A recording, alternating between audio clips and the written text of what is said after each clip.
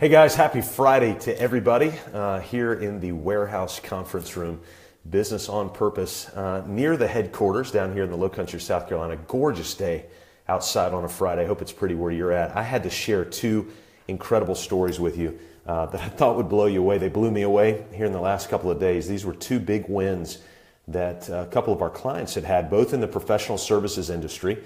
And so I want to keep these names obviously anonymous for the stories, but one I had to tell you that involves culture, and the second involves a pretty significant financial win for a potential client. So let me start first with the culture. It's a client of ours who doesn't live in the United States. He lives outside of the United States, and he's a professional and credentialed professional in his particular industry. And one of the things that we coach our clients to do is to develop what we call an owner's meeting, at least once or twice a month, where they sit down and they go over a meeting agenda that's specific to them, but very, very high level, so about 60,000 feet above the business. Looking at major trends, they're looking at high-level financials, P&Ls, things like that.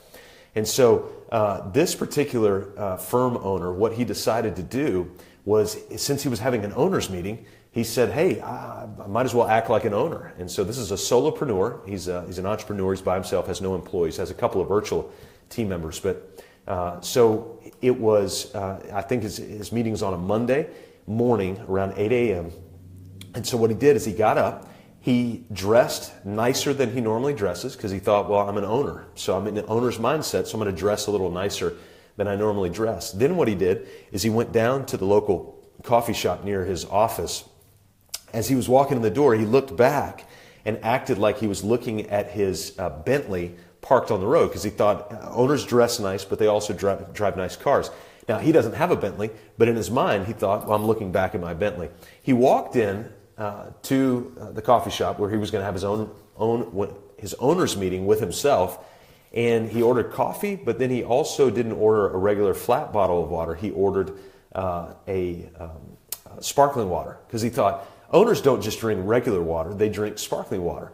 So this particular firm owner had literally put himself in the mindset of an owner to sit down to actually have his owner's meeting, to work on his business, to think through the high level things. See, when we talk about working on your business, you don't get to just show up and it happens kind of haphazardly. You've got to intentionally get a mindset in there and work from an agenda that allows you to be able to spend time to work on your business. I thought it was a fascinating story. And so that was one of the first big wins of the weeks, to see a client do that. Number two was another client in the same exact industry as the first client, again, a professional services industry, but I want to keep the names anonymous. And what this client did is he was negotiating a contract to provide services for a client.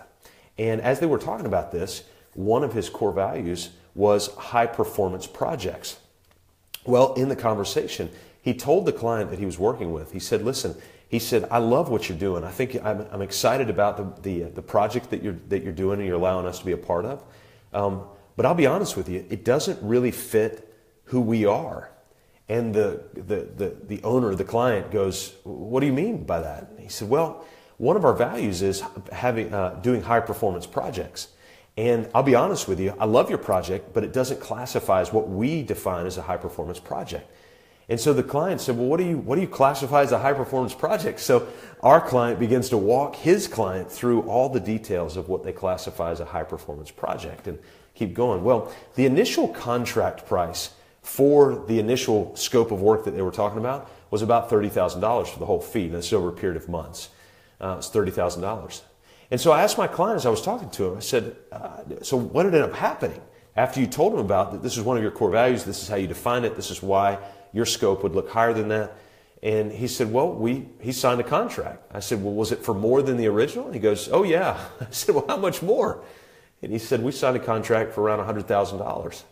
I said, well, hold on. Your original contract was $30,000 and the contract you ended up signing with the same client on the same project was $100,000? And he said, yeah. He said he wanted a high performance project after I explained it to him. I went, oh my goodness. And this guy runs on about a 20% profit margin. So you can see a $70,000 swing just in the additional.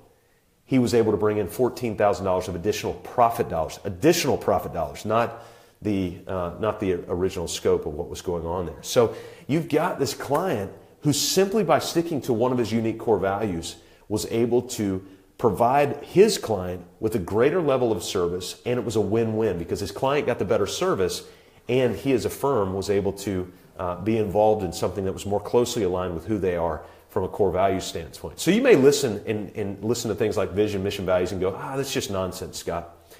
It's not nonsense to this guy who just signed a $100,000 contract instead of a $30,000 contract.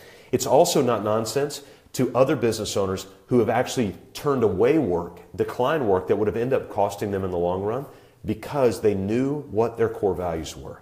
And so those were two big wins this week. You had an owner who was acting like an owner, who was working on his business, and then you had another owner who actually took an original project and saw that thing multiply over and over and over again. And that all happened this week. Now you know why I get so excited about Mondays, right?